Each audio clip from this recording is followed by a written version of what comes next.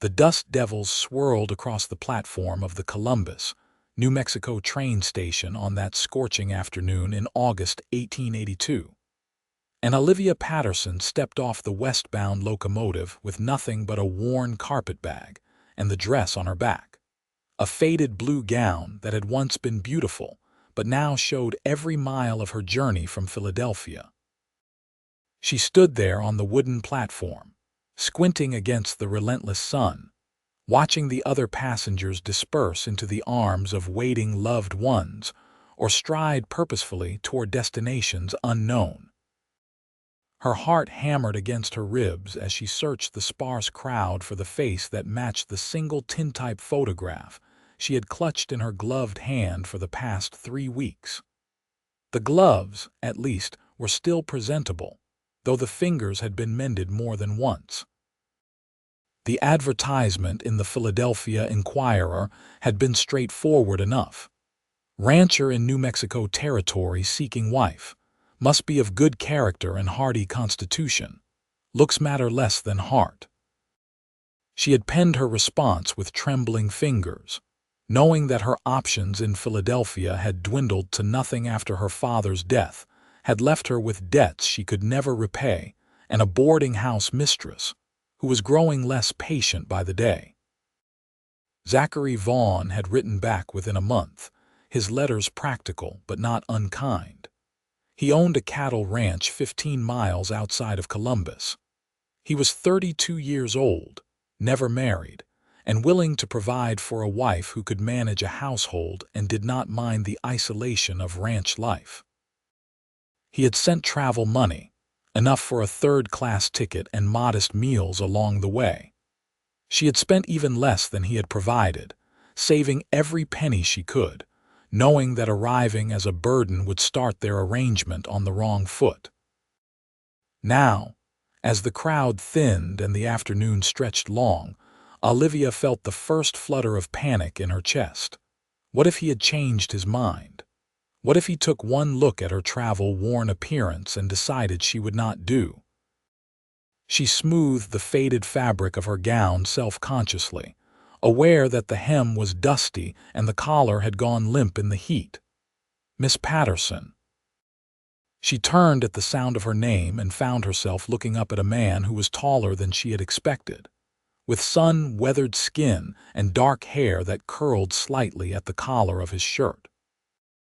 His eyes were a startling gray-blue, like storm clouds over water, and they studied her with an intensity that made her breath catch.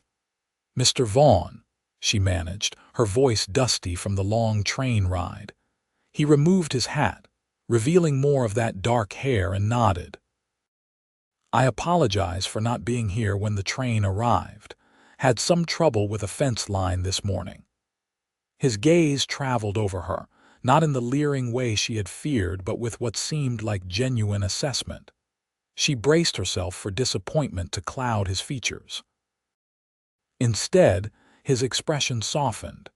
He noticed her self-conscious gesture toward her dress, the way she tried to shake some of the dust from the faded blue fabric.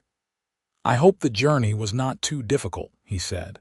"It was long but manageable," Olivia replied, lifting her chin slightly.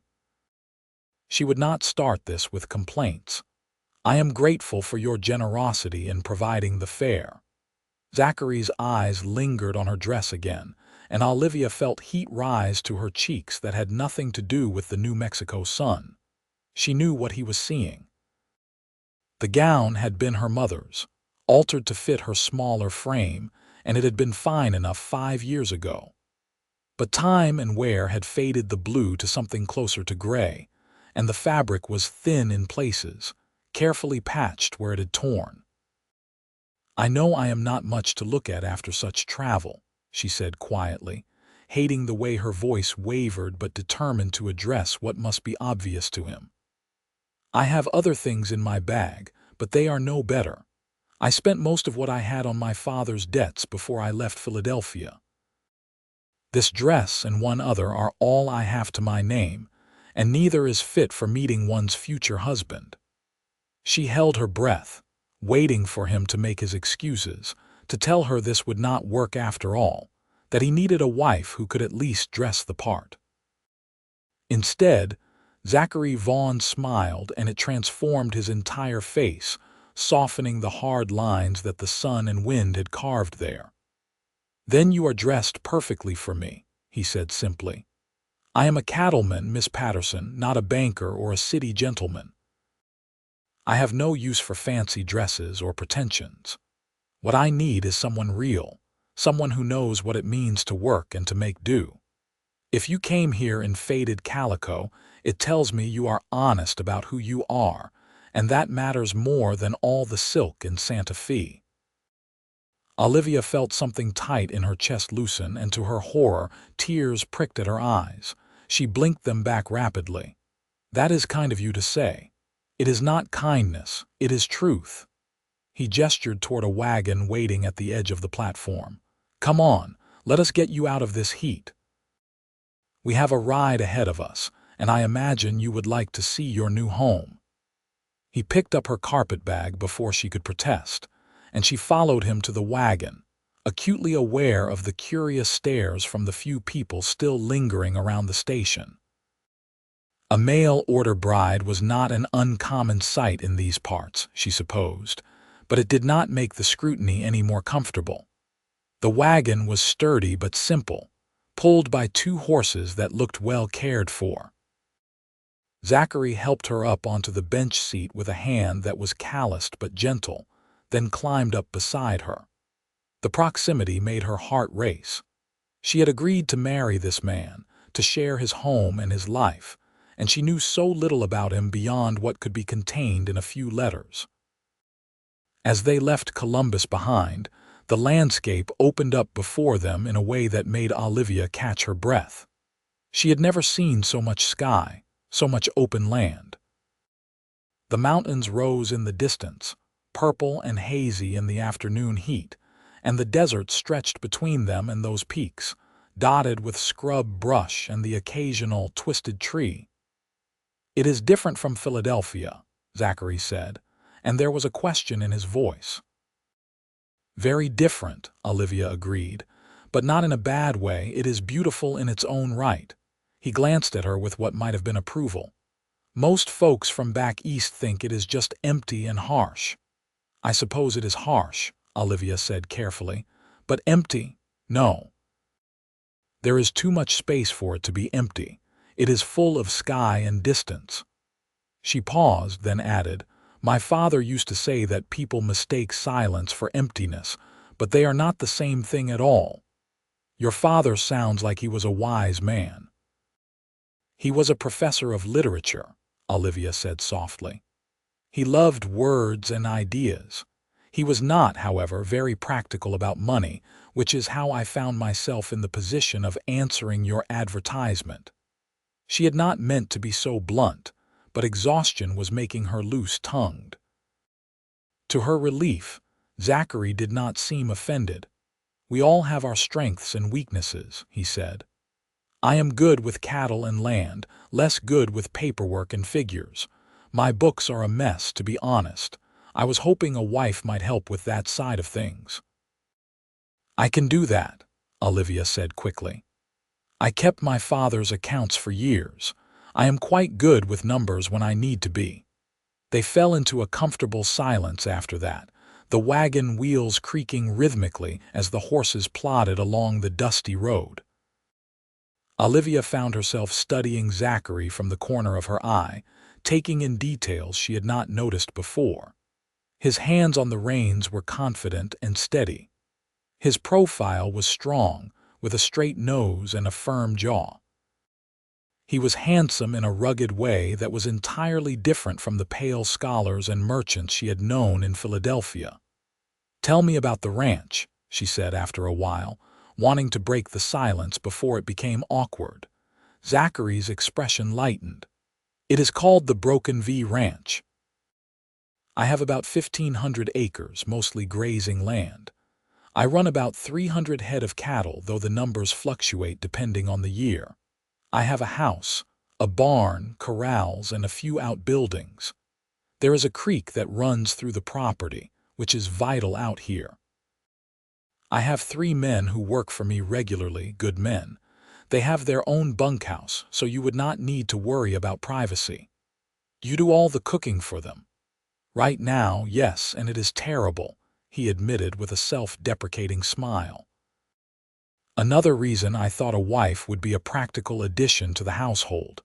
I can manage bacon and beans, but beyond that, my skills are limited. Olivia felt a flutter of nervousness. I should tell you that I am a decent cook, but not an exceptional one. My father and I lived simply after my mother passed, but I am willing to learn and improve. That is all I can ask. He paused, then said, I want you to know, Miss Patterson, that I do not expect perfection from you. This arrangement, it is practical, yes. But I am hoping we can build something real from it, given time. I am not looking for a servant or a housekeeper I have to marry. I am looking for a partner.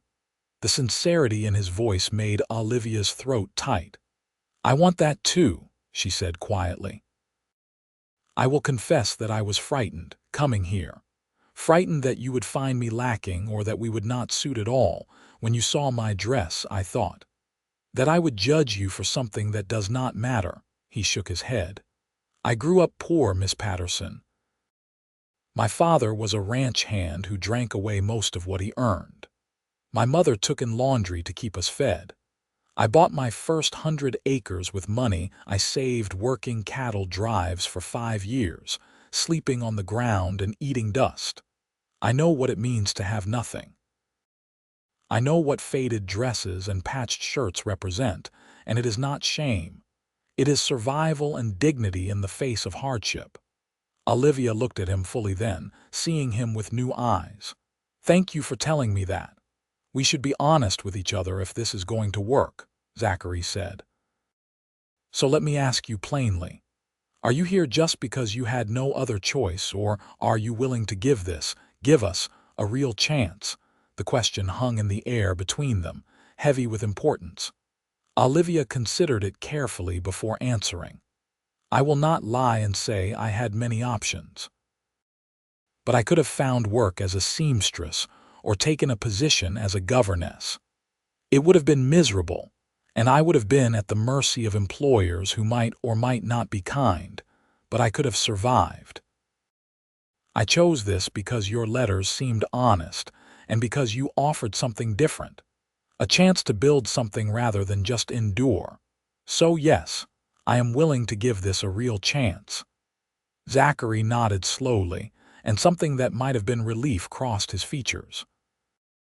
Then we will make it work.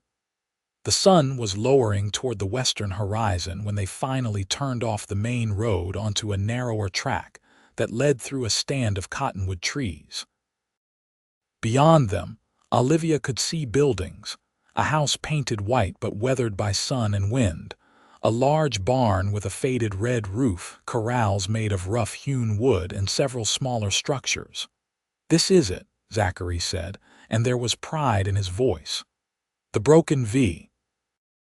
Olivia took it all in, trying to imagine herself here, making a life in this place that was so foreign to everything she had known. The house was smaller than she had expected, but seemed sturdy. There were windows with actual glass, which was more than some frontier homes could boast.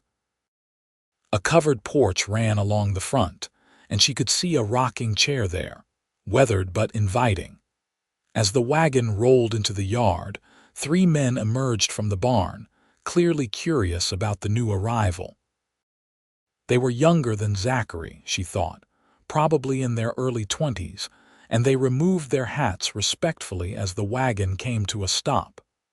Boys, this is Miss Olivia Patterson from Philadelphia, Zachary said as he jumped down from the wagon. She is here to be my wife. Miss Patterson, these are my hands. That is Tom Riley, Jesse Cord, and Ben Martinez. The men nodded and murmured greetings. Olivia could see the curiosity in their eyes, but also a guarded respect. She wondered what Zachary had told them about her arrival. Pleased to meet you all, she said, trying to keep her voice steady despite her nervousness. Zachary came around to help her down from the wagon, his hand spanning her waist as he lifted her easily to the ground. The contact, brief as it was, sent a flutter through her stomach that she tried to ignore. "Tom, can you see to the horses?" Zachary asked. "And tell Maria I will need to speak with her tomorrow about helping Miss Patterson get settled." "Sure thing, boss," Tom said, already moving toward the horses. Zachary picked up Olivia's carpet bag and gestured toward the house. "Come on, I will show you around." The inside of the house was dim after the bright sunlight, and it took Olivia's eyes a moment to adjust. They were standing in a main room that served as both kitchen and living area. There was a large fireplace on one wall, a table with 6 chairs, a cooking stove that looked relatively new, and some basic furniture. A settee that had seen better days, 2 additional chairs, and a cabinet that presumably held dishes and supplies. "It is not much," Zachary said, and Olivia could hear the uncertainty in his voice. "It is more than I expected," she said honestly. The house was clean if sparsely furnished, and she could see that Zachary had made an effort. There were curtains on the windows, simple but serviceable, and the floor, though rough, had been swept recently. "Bedroom is through here," Zachary said, leading her to a door off the main room. "There is only one, but I have been sleeping in the loft above the barn since I knew you were coming. I thought you would want privacy, at least until we are married proper." Olivia felt her cheeks heat at the mention of sleeping arrangements, but she was grateful for his consideration. The bedroom was small but adequate, with a bed that looked handmade but solid, a dresser with a mirror, and a trunk at the foot of the bed. "That trunk is empty," Zachary said. "You can use it for your things. And the dresser." "Thank you," Olivia said softly. She set her carpet bag on the bed, suddenly overwhelmed by the reality of her situation. This was her home now. This man, still mostly a stranger, was to be her husband. "Are you all right?" Zachary asked, and his voice was gentle. Olivia turned to find him watching her with concern. "I am fine," she said. "Just a bit overwhelmed, I suppose. Everything has happened so quickly." "I understand. Listen, I thought we could have the circuit preacher come by in a few days, give you some time to settle in and catch your breath. But if you would rather wait longer, we can do that too." "A few days is fine," Olivia said. "There is no point in delaying, and honestly, the uncertainty might be harder than just going forward." Zachary nodded. "All right then. I will ride into town tomorrow and arrange it. In the meantime, you make yourself at home here. Explore the place, rest if you need to. I have work to do, but I will come in this evening and we can have supper together, talk more about how things will work." "That sounds good," Olivia said. "And Mr. Vaughn, thank you for being kind about all of this, about my dress, about giving me time. It means more than you might realize." His gray-blue eyes softened. "Call me Zachary. We are going to be married in a few days. We should probably move past formalities. Then you should call me Olivia." "Olivia," he repeated, and she liked the way her name sounded in his deep voice. "Pretty name." He left her then, heading back outside to his work, and Olivia sank onto the bed, suddenly exhausted. The journey, the meeting, the reality of it all crashed over her, and she had to take several deep breaths to steady herself. She had done it. She had actually done it. She had traveled halfway across the country to marry a stranger and start a new life in the New Mexico territory. After a few minutes, she rallied herself and began to unpack her meager belongings. Besides the faded blue dress she wore, she had one other dress, a brown cotton that was equally worn but serviceable. She had 2 nightgowns, both thin from washing. She had undergarments, her mother's brush and mirror set, the only valuable things she owned, a few books that had been her father's, and the letters Zachary had sent her, tied with a ribbon. She hung her dresses in the small wardrobe, placed her undergarments in the dresser, and set her mother's brush and mirror on top of it. The books went on the small table beside the bed, and the letters she kept in the drawer of that table, not ready to part with them even though their purpose had been fulfilled. When she had finished, the room looked only slightly more lived in than before, and the sparse nature of her possessions was even more apparent. But it was hers now, this room, this space. She would make it into a home somehow. Olivia spent the rest of the afternoon exploring the house more thoroughly and taking stock of what was available. The kitchen was better supplied than she had feared. There were staples: flour, cornmeal, sugar, salt, coffee, dried beans, and bacon. There were canned goods, vegetables mostly. There was a root cellar accessed through a door in the floor, and she found potatoes, onions, and carrots there, though the supply was running low. She found a chicken coop behind the house with 6 hens and a rooster, which meant fresh eggs at least. There was a small garden plot, mostly dried up in the summer heat, but with evidence that it had been productive earlier in the season. A pump outside the kitchen door provided water, which was a luxury compared to having to haul it from a well or creek. By the time the sun was lowering toward the horizon, painting the sky in shades of orange and pink that she had never seen in Philadelphia, Olivia had decided to make supper. It would be her first meal in her new home, and she wanted to contribute something, to show Zachary that she could be useful. She found a cast iron skillet and some lard, and she made biscuits using flour, salt, and water. They were not fancy, but they were edible. She fried bacon and scrambled eggs, and she made coffee, strong and black. It was simple fare, but it was honest, and she hoped it would be enough. Zachary came in just as she was setting the table, and he stopped in the doorway, surprise written across his face. "You did not have to do that. I told you to rest." "I wanted to," Olivia said. "Besides, I am not accustomed to idleness. It felt good to do something useful." He washed up at the basin near the door, then joined her at the table. She served him first, then herself, and they ate in silence for a few minutes. Olivia watched nervously for his reaction to the food. "This is good," Zachary said after the first few bites. "Much better than anything I have made in months." "It is just bacon and eggs," Olivia said, but she felt a small glow of pride nonetheless. "Maybe, but the biscuits are light and everything is cooked properly. You are being modest." They continued eating, and gradually the conversation began to flow more easily.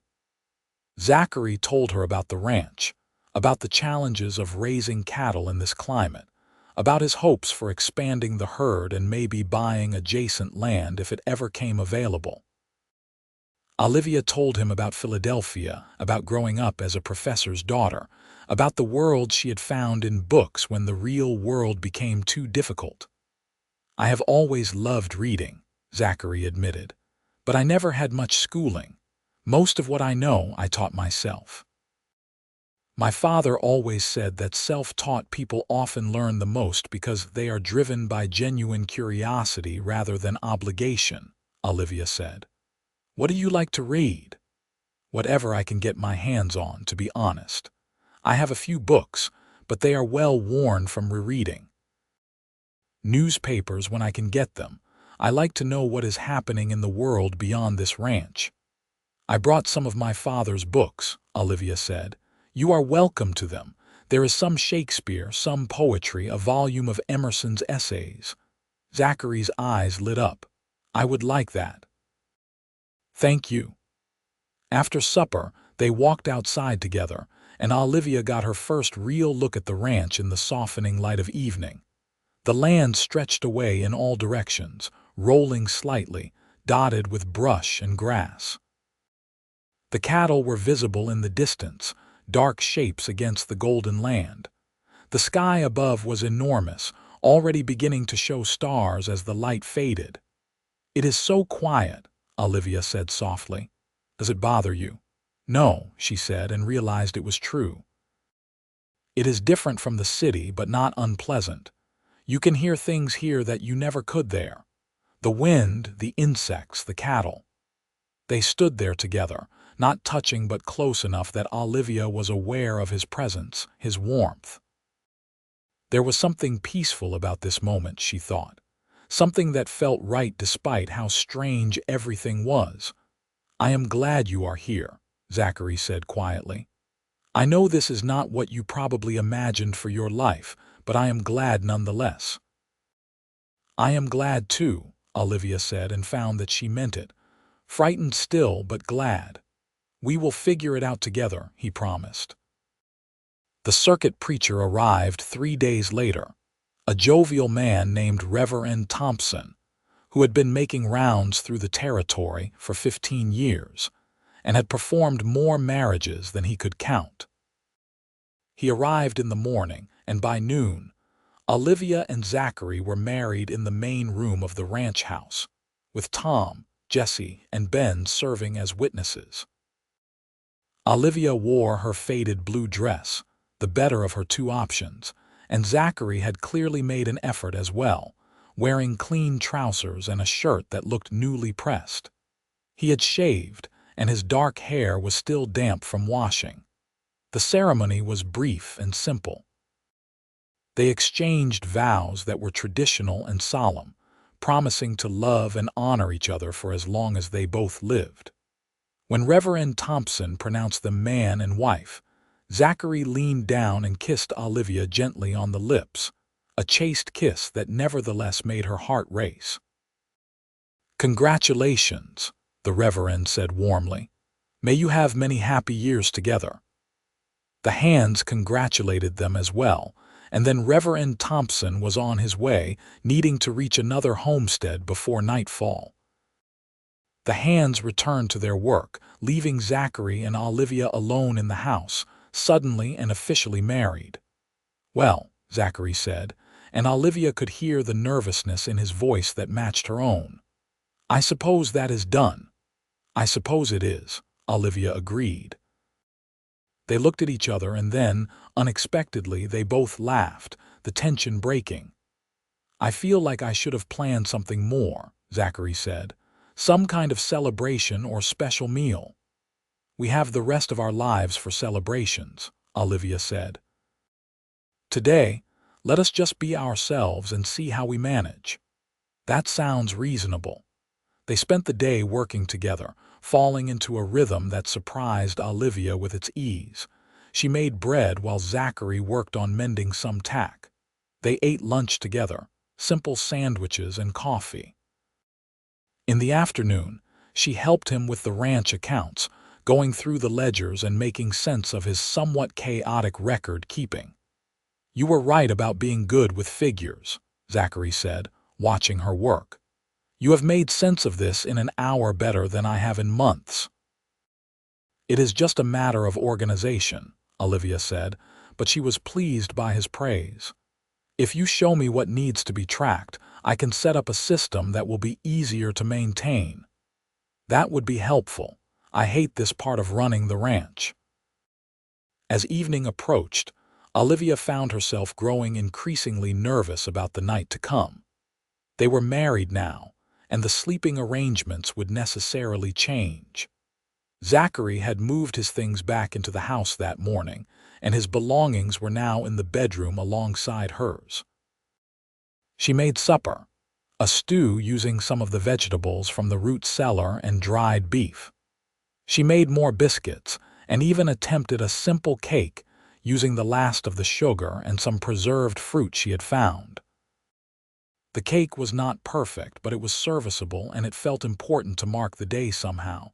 Zachary came in as she was setting the table, and his eyes widened at the spread. "You have been busy." "It is our wedding day," Olivia said. "It should feel a bit special." "It does," he assured her. "Thank you for this." They ate slowly, talking about inconsequential things, both of them dancing around the reality of what came next. Finally, when the dishes had been washed and put away and there was nothing left to do, they stood together in the main room, the lamp casting long shadows on the walls. "Olivia," Zachary said carefully, "I want you to know that I have no expectations for tonight. I know this is all very sudden and you barely know me.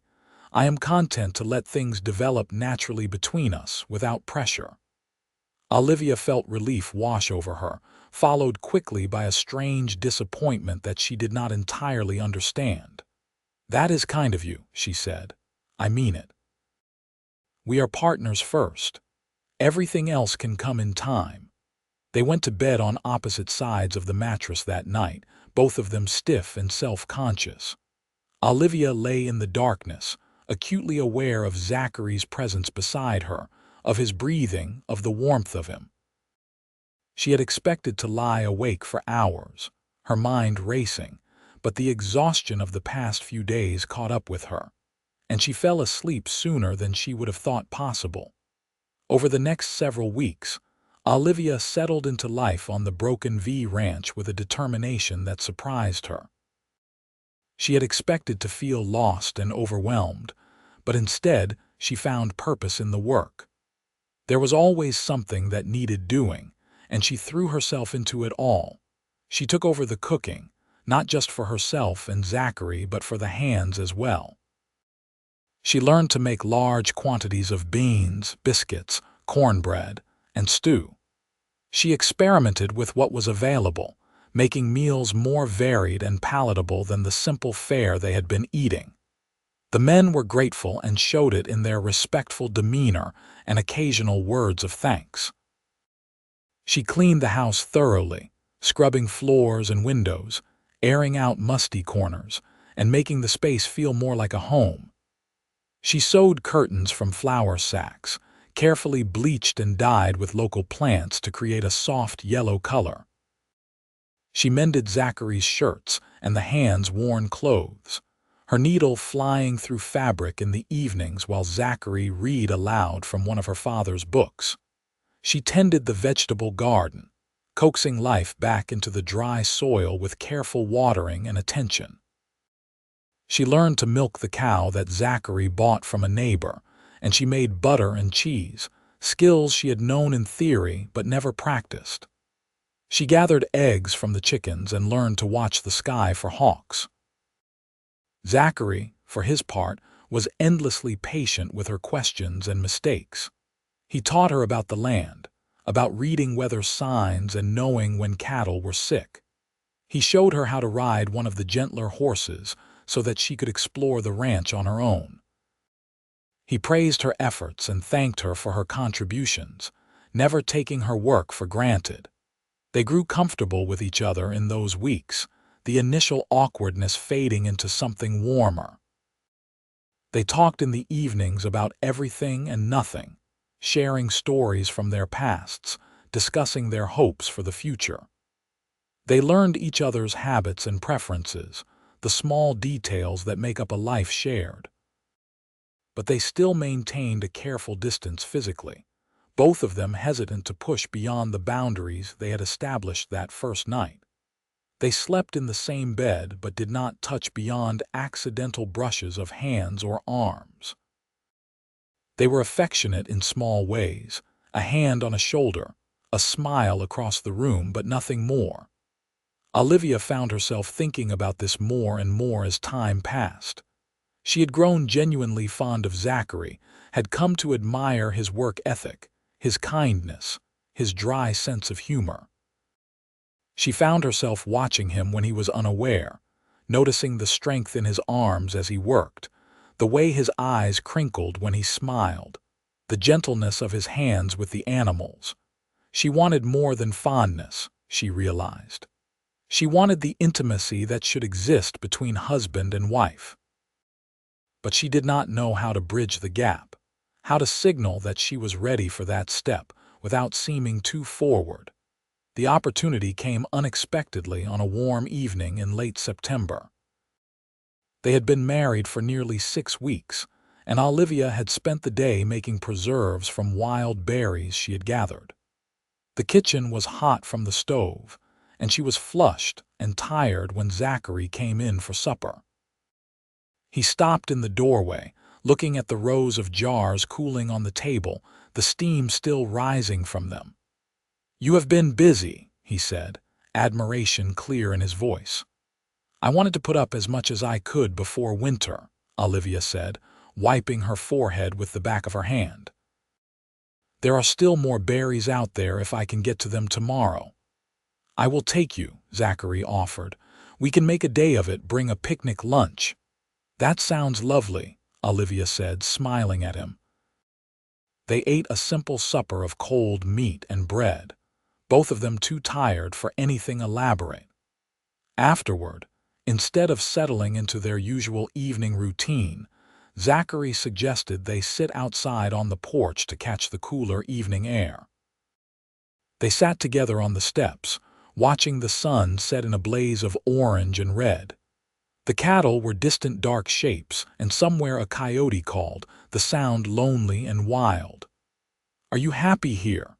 Zachary asked suddenly, his voice quiet in the growing darkness. Olivia considered the question carefully. "Yes," she said finally. "I am, more than I expected to be. This life, it is hard work, but it is honest work, and you have been—" She paused, searching for the right words. "You have been everything I could have hoped for in a husband. Kind and patient and good." She felt him shift beside her and knew he had turned to look at her.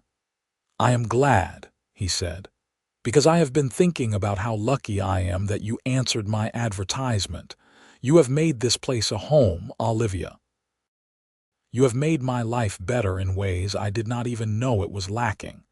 The emotion in his voice made her throat tight. "That is a lovely thing to say. It is the truth." He paused, then said carefully, "I feel like I should tell you that I have come to care for you very much. This started as a practical arrangement, but it has become something more, at least for me. I understand if you do not feel the same yet. I know it takes time to develop real feelings, and I do not want to rush you." Olivia turned to face him fully, her heart pounding. "You are not rushing me," she said softly. "I care for you too, Zachary. I have for a while now. I just did not know how to tell you." In the dim light, she could see his expression change, hope and relief washing over his features. "Truly, truly," she confirmed. He reached out and took her hand, his calloused fingers wrapping around hers. "I have wanted to hold your hand for weeks now," he admitted, "but I did not want to presume." "You can hold my hand," Olivia said, feeling a smile tug at her lips. "I would like you to." They sat there together, hands entwined, and it felt like something had shifted between them, a door opening that had been held closed by caution and uncertainty. "Can I kiss you?" Zachary asked, his voice rough with emotion. "Properly, I mean, not like at the wedding." "Yes," Olivia whispered. He leaned in slowly, giving her time to change her mind, but she did not. When his lips met hers, it was soft at first, tentative. But then she responded, and the kiss deepened, becoming something more passionate, more real. His hand came up to cup her cheek, and she leaned into the touch, her own hands reaching for his shoulders. When they finally pulled apart, both of them were breathing hard. "I have been wanting to do that for so long," Zachary said, resting his forehead against hers. "I have too," Olivia admitted. They went inside together that night, and for the first time they came together as husband and wife in truth. It was tender and sweet, awkward in moments as all first times are, but filled with genuine care and growing love. Afterward they lay tangled together, Olivia's head on Zachary's chest, listening to the steady beat of his heart. "I love you," Zachary said into the darkness. "I did not plan on it happening so fast, but I do." "I love you too," Olivia replied, and knew it was true. This man, who had seen her in a faded dress and called her perfect, who had given her a home and a purpose, who had been patient and kind and good, she loved him with her whole heart. From that night forward, their marriage became everything it was meant to be. They were partners in work and in life, but they were also lovers, finding joy in each other's company both in and out of bed. The physical distance that had characterized their early weeks together was replaced by easy affection, by stolen kisses in the kitchen and hands held across the dinner table. The rhythm of ranch life continued, work and seasons marking time. The fall roundup came, and Olivia learned to help with the branding, manning the hot irons while the men worked the cattle. It was hard, dirty work, but she felt proud to contribute. Zachary praised her toughness, and the hands treated her with a respect that had deepened into genuine affection. Winter arrived with surprising force, snow blanketing the land and temperatures dropping below freezing. Olivia learned about the dangers of winter ranching, about cattle that needed to be moved to shelter, about ice that had to be broken on water troughs, about the constant battle to keep everyone, human and animal, fed and warm. But the winter was also cozy in its way. The ranch work was reduced, and they spent long evenings by the fire, reading and talking and making plans for the spring. Zachary taught Olivia to play chess with a set he had carved himself, and they played endless games, their competitive spirits emerging in laughter and good-natured arguing. Christmas came, and Olivia made the house festive with pine branches and berries. She baked cookies and a cake, hoarding precious sugar and spices for the occasion. She made Zachary a new shirt, cut from fabric she had ordered from a catalog with money she had earned selling her preserves and butter in town. He gave her a beautiful shawl, woven by a local woman from the softest wool, dyed a deep blue that matched her faded wedding dress. "I wanted to get you new dresses," he admitted, "but I did not know what you would like, and I thought maybe we could go to town together when the weather clears and you could pick out fabric yourself." "That would be wonderful," Olivia said, touched by his thoughtfulness. "But I want you to know that I do not need fancy things to be happy. You have given me so much more than material goods." "I still want you to have them," Zachary insisted. "You should have pretty dresses, things that are not worn and faded. Not because your old dress is not good enough, but because you deserve to have choices, to have things that are yours and new." So when January brought a brief thaw, they made the trip to Columbus together, spending a day exploring the dry goods store and selecting fabric. Olivia chose practical materials, calicos and sturdy cottons, but also one length of deep green wool that Zachary insisted on buying for a Sunday dress. "You will look beautiful in this," he said, running his hand over the soft fabric, "like the trees in spring." Olivia spent the next several weeks sewing, and it felt indulgent and wonderful to make clothing that was not patched or mended but brand new. She made herself 3 everyday dresses and the green wool dress for special occasions. She also made Zachary 2 new shirts and convinced him to let her order him a new hat from a catalog. Spring arrived with dramatic suddenness, the snow melting and the land turning green almost overnight. The cattle grew restless, and there was the annual chaos of calving season. Olivia found herself helping deliver calves, learning to recognize when a birth was going wrong and action was needed. One night, she and Zachary sat on the porch after a particularly difficult delivery, both of them exhausted, but satisfied that they had saved both cow and calf. "You are good at this," Zachary said, admiration clear in his voice. "Better than I would have guessed when you first arrived." "I surprise myself sometimes," Olivia admitted. "I never imagined I would be the kind of woman who could do this work, but it turns out I am stronger than I knew." "You are," he agreed. "The strongest woman I have ever known, and I mean that." It was in late spring that Olivia began to suspect she might be pregnant. She missed her monthly courses and felt queasy in the mornings. She said nothing at first, not wanting to worry Zachary or raise hopes that might be disappointed. But as the signs continued and grew more pronounced, She knew she needed to tell him. She chose a quiet evening after supper, when they were sitting together on the porch, watching the stars emerge.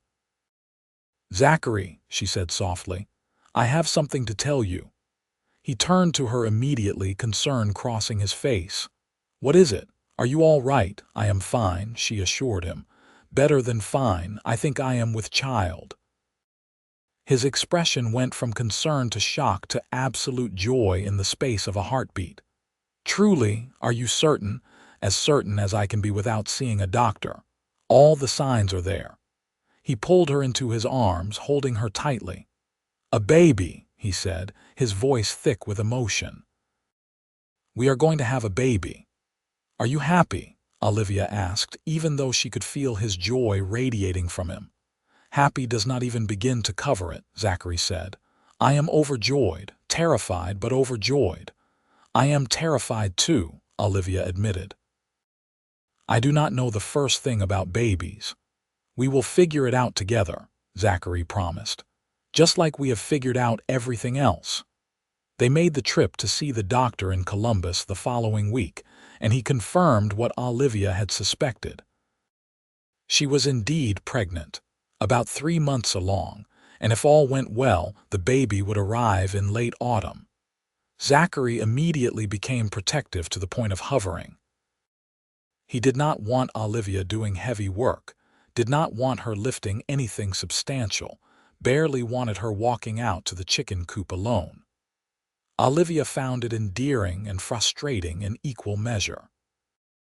"I am pregnant, not made of glass," she told him after he insisted on carrying a basket of laundry that she was perfectly capable of managing herself. "Women have been doing this work while with child for all of history."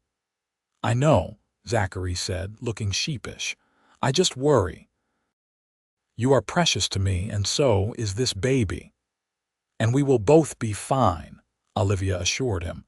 "But you have to let me live my life normally. Sitting idle will just make me anxious and restless." They compromised, with Olivia agreeing to avoid the heaviest tasks, and Zachary agreeing to stop treating her like an invalid. Life on the ranch continued, with everyone aware of Olivia's condition and treating her with careful courtesy. The pregnancy progressed smoothly. Olivia felt well most of the time, her only real complaint being fatigue and the way her body changed and grew. Zachary was attentive and affectionate, his hands constantly drawn to her growing belly, feeling for the baby's movements. "I can feel the baby kick," he said one evening, his palm flat against her stomach, wonder in his voice. "Strong kicks too," Olivia said with a laugh. "This child is going to be lively." "Like its mother," Zachary said, leaning in to kiss her gently. As summer gave way to fall and Olivia's time drew near, preparations intensified. They ordered a cradle from a catalog, but Zachary was not satisfied with it. He spent his evenings in the barn, working on a cradle of his own design, crafting it from smooth pine and carving delicate patterns into the wood. When he finally brought it into the house, Olivia wept at the beauty and care that had gone into it. "It is perfect," she said, running her fingers over the carved edges. "Our baby will sleep here and someday maybe our grandchildren." "That is what I was thinking," Zachary admitted. "Something to last, something to pass down." The doctor had given them a date in mid-November for the birth, but babies follow their own schedules. Olivia went into labor on a cold night in early November, 2 weeks earlier than expected. Zachary rode through the darkness to fetch the midwife who lived 10 miles away, while Jesse's wife Maria, who had helped with births before, stayed with Olivia. The labor was long and difficult, lasting through the night and into the next day. Olivia had never experienced such pain, had never known her body could be pushed to such limits. There were moments when she was certain she could not go on, when the pain seemed impossible to endure. But Zachary was there, holding her hand, wiping her forehead with cool cloths, whispering encouragement and love. And Maria was there, guiding her through the process with calm competence. And finally, when Olivia thought she had nothing left to give, the baby came, sliding into the world with a lusty cry that seemed impossibly loud. "It is a boy," the midwife announced, holding up the squalling infant. "A big, healthy boy." Olivia collapsed back against the pillows, exhausted beyond measure but filled with a joy so intense it was almost painful. Zachary's face was wet with tears as he looked at their son, this tiny person they had created together. "He is perfect," Zachary said, his voice choked with emotion. "You did so well, Olivia. You were so brave." The midwife cleaned the baby and wrapped him in a soft blanket, then placed him in Olivia's arms.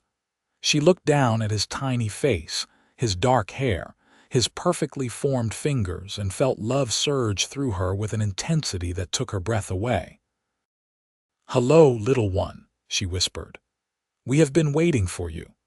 They named him Zachary Paul Vaughn after his father and Olivia's father. He was a good baby, healthy and strong, with a lusty appetite and a pair of lungs that could be heard across the ranch. Olivia recovered from the birth more quickly than she had feared, and she settled into the rhythms of motherhood with the same determination she had brought to everything else on the ranch. Zachary was a devoted father, spending every moment he could with his son.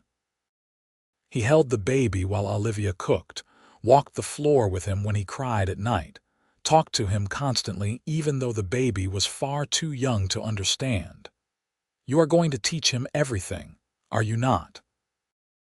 Olivia said one evening, watching Zachary cradle their son while explaining the finer points of cattle breeding. "Someone has to," Zachary said with a grin. "He needs to know how to run this ranch someday." "He is 3 weeks old," Olivia pointed out with a laugh. "It is never too early to start," Zachary insisted. The years that followed were full and rich, marked by work and love and the steady growth of their family. Young Zachary grew into a sturdy toddler, then a curious boy who followed his father everywhere and asked endless questions. 2 years after his birth, Olivia delivered a daughter, whom they named Grace Alina. 2 years after that came another son, Henry James. The ranch prospered under their joint management. Olivia's careful record-keeping and budgeting allowed them to make smart investments. They added more acreage, increased the herd, built a new barn and improved the house, adding 2 more bedrooms and expanding the kitchen. The faded blue dress, the one Olivia had worn on the day she arrived, was carefully folded and stored in a trunk. She took it out sometimes, remembering that younger version of herself, so frightened and uncertain, arriving in a strange place to meet a man she barely knew. She thought about how Zachary had looked at that dress and seen not poverty or lack, but honesty and worth. It had been the moment she began to fall in love with him, though she had not recognized it at the time. On their 10th wedding anniversary, Zachary surprised her with a gift. He had ordered fabric from back east, a beautiful silk in a shade of blue that matched her old dress. Along with it came a paper pattern and trim for a fancy gown. "I thought you could make yourself something special," he said. "Or we could hire a dressmaker if you prefer. Either way, I wanted you to have a dress in that color because it reminds me of the day we met." Olivia was touched beyond words. "You remembered the color after all this time." "I remember everything about that day," Zachary said softly. "How nervous I was that you would not come. How afraid I was that you would take one look at me and get back on the train. How beautiful you looked standing on that platform, even though you were dusty and tired. And how you worried about your dress, as if a piece of clothing could matter compared to who you are." "You told me I was dressed perfectly for you," Olivia said, remembering. "And I meant it," Zachary said. "You were perfect then, and you are perfect now. But I thought it would be nice for you to have something pretty, something that reminded us both of where we started." Olivia made the dress herself, working on it in the evenings after the children were asleep. It took weeks because she wanted it to be perfect.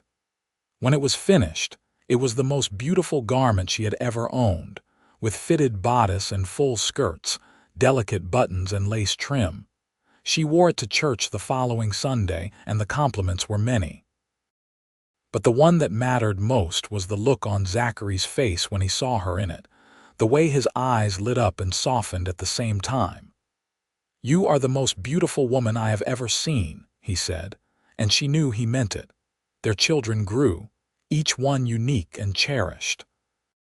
Young Zachary inherited his father's love for ranching and his mother's head for numbers. Grace was gentle and artistic, always drawing or making things with her hands.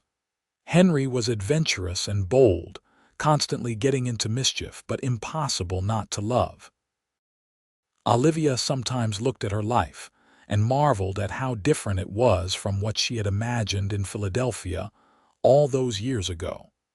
She had expected to spend her days in gray respectability, perhaps working as a seamstress or companion, living a narrow, constrained life.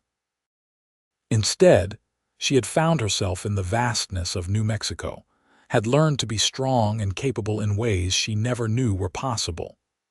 She had found love with a man who cherished her, had built a home and a family, had created something real and lasting. On evenings when the work was done and the children were asleep, she and Zachary would sit on the porch together, watching the sun set over land that they had shaped with their own hands. They would talk about the day past and the day to come, about the children and the cattle, about plans and dreams. "You ever regret it?" Zachary asked one such evening. "Leaving Philadelphia, answering that advertisement."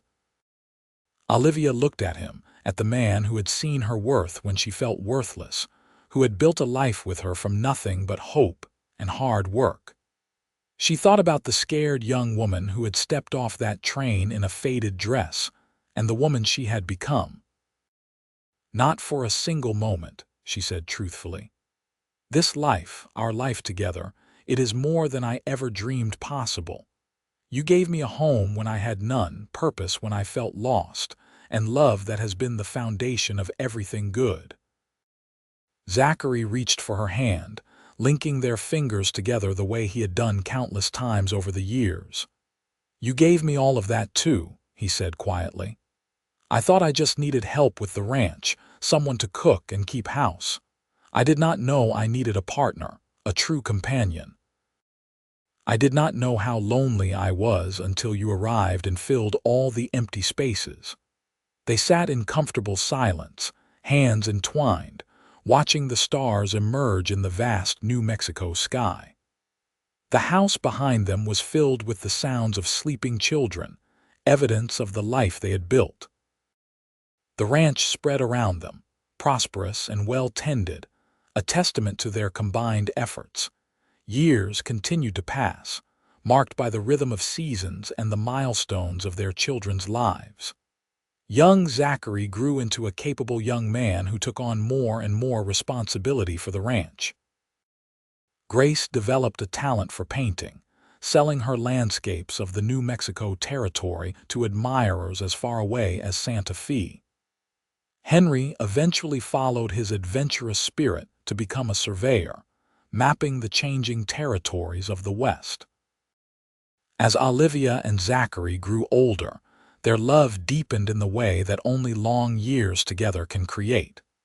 They knew each other's thoughts often before they were spoken, moved in synchrony born of decades of partnership. The passion of youth had mellowed into something steadier but no less real, a comfort and warmth that sustained them both. On their 25th anniversary, their children arranged a celebration at the ranch. Friends and neighbors came from miles around, filling the house and yard with laughter and music. There was dancing and food, stories and toasts. But the moment Olivia treasured most came late in the evening when she and Zachary slipped away to their familiar spot on the porch. 25 years, Zachary said wonderingly. "It feels like no time at all and like forever, all at once." "I know exactly what you mean," Olivia said, leaning against his shoulder. "Sometimes I can barely remember life before you, and sometimes that girl in the faded dress feels like yesterday." "I still have that dress, you know," Olivia added after a moment. "The blue one from the day we met. I could never bring myself to throw it away or even cut it up for rags. It meant too much." "Because of what I said about it?" Zachary asked. "Partly," Olivia admitted. "But also because of what it represented. I came here with nothing but that dress and hope, and look at what we built from that beginning." Zachary pulled her closer. "We built something beautiful," he agreed, "and it all started because you were brave enough to take a chance on a stranger." "We both took a chance," Olivia corrected. "And we both won."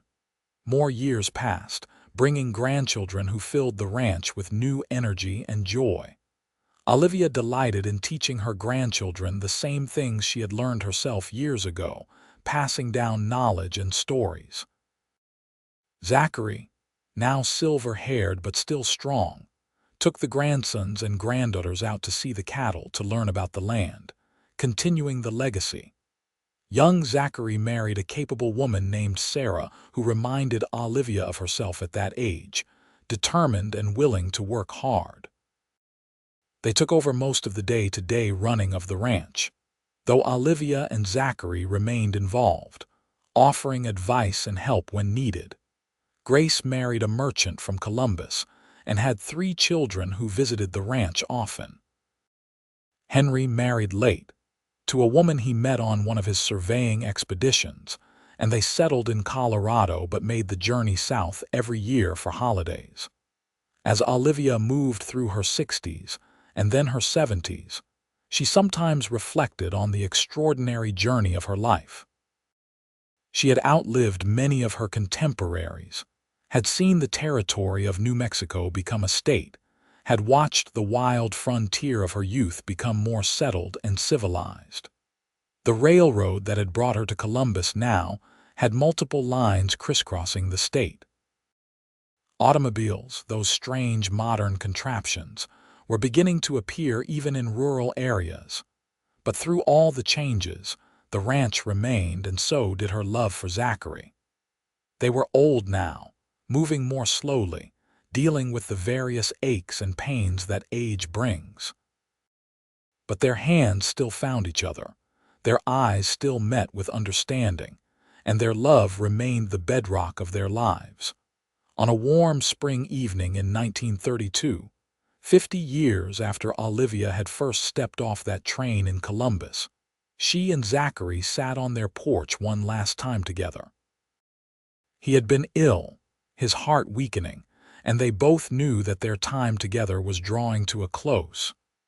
But on this evening, he felt well enough to sit outside, to watch the sunset over the land he loved. "I want you to know," Zachary said, his voice weaker than it once had been but still warm, "that marrying you was the best decision I ever made. Every day with you has been a gift." Olivia felt tears slip down her weathered cheeks. "I love you," she said simply. "I've loved you since that first day when you looked at my faded dress and saw me instead." "I will always see you," Zachary promised, "in this life and whatever comes after." He passed peacefully 3 days later, surrounded by family, his hand held firmly in Olivia's. She mourned him deeply, but without regret, knowing that they had shared something precious and complete. Their 50 years together had been full of love and purpose, of challenges met and overcome, of a partnership that had enriched both their lives immeasurably. Olivia lived 5 more years after Zachary's passing, years she spent with her family, watching grandchildren grow and great-grandchildren be born. She told stories about the early days of the ranch, about the hard work and the rewards, about love found in unlikely circumstances. She showed them the faded blue dress, carefully preserved all those years, and told them about the cowboy who had said she was dressed perfectly for him. When Olivia passed in her sleep at the age of 83, she was buried next to Zachary on a hillside overlooking the ranch they had built together. Her children and grandchildren gathered to remember a woman who had been brave and strong, who had left everything familiar to build a new life in a harsh land, and who had found love and happiness beyond measure. The ranch continued through the generations, each one adding their own contributions while remembering the foundation that Olivia and Zachary had laid. The story of the mail-order bride in the faded blue gown and the cowboy who loved her became family legend, told and retold, a reminder that the best things in life often come from taking chances and seeing the worth in what others might overlook. The blue dress itself was eventually placed in a frame, preserved behind glass, a tangible reminder of where it all began. Young women in the family would look at it and marvel that something so simple, so worn and faded, could represent the beginning of such a great love story. But those who had known Olivia and Zachary understood. It was never about the dress itself, but about what it revealed: honesty, dignity in hardship, and the courage to start over with nothing but hope. The ranch house, expanded and updated over the years but still recognizable, stood as testament to what can be built when two people commit to a shared vision. The porch where Olivia and Zachary had spent countless evenings remained, and family members still gathered there, watching the sunset over the New Mexico landscape, remembering the love that had started it all. In the end, what had begun as a practical arrangement between strangers had become a love story for the ages, proof that sometimes the greatest blessings come in unexpected packages, and that true worth is recognized not by outward appearances, but by the eyes of love. Olivia had arrived in a faded gown, uncertain and afraid, and Zachary had seen not her poverty but her potential, not her lack but her abundance of courage and heart. Their descendants carried forward the values they had embodied: hard work, honesty, loyalty, and the understanding that true partnership means seeing and cherishing the best in each other. The Broken V Ranch thrived through generations, but more importantly, the love that Olivia and Zachary had shared rippled outward, touching their children, grandchildren, and great-grandchildren, teaching them all what real love looks like. And on quiet evenings, when the wind whispered through the cottonwood trees and the sun painted the sky in shades of orange and gold, those who knew the story could almost see them there on the porch. The mail-order bride and her cowboy, hands entwined, hearts united, having found in each other everything they had ever needed and more than they had ever dared to dream.